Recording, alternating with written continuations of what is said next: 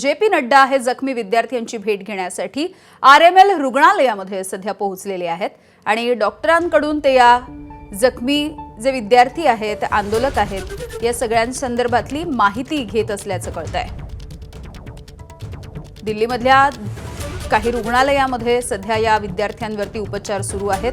काल जो लाठीचार्ज करण्यात आला यामध्ये काही विद्यार्थी हे गंभीररित्या जखमी झालेले आहेत। त्यापैकीच RML रुग्णालयामध्ये या जखमी विद्यार्थ्यांची भेट घेण्यासाठी जे.पी. नड्डा हे पोहोचल्याची ही दृश्य समोर येत आहेत।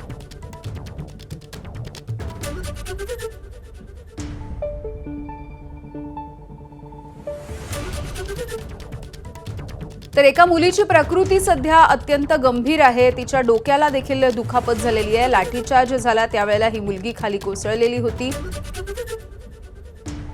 ICU मध्ये सध्या या मुलीवरती उपचार सुरू आहेत, तर वेगवेगळ्या रुग्णालयामध्ये अजूनही विद्यार्थ्यांवरती उपचार सुरू आहेत।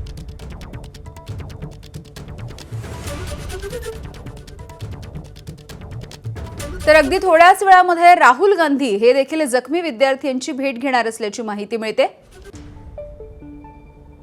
राहुल गांधी यांनी काही वेळापूर्वी माध्यमांच्या समोर येऊन याविषयी प्रतिक्रिया देखील दिली।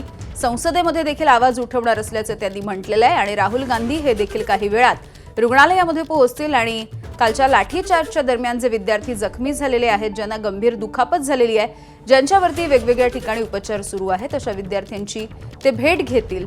काल नेमकं काय घडलं या सगळ्या परिस्थितीविषयी देखील राहुल गांधी या विद्यार्थ्यांकडून जाणून घेणार आहेत।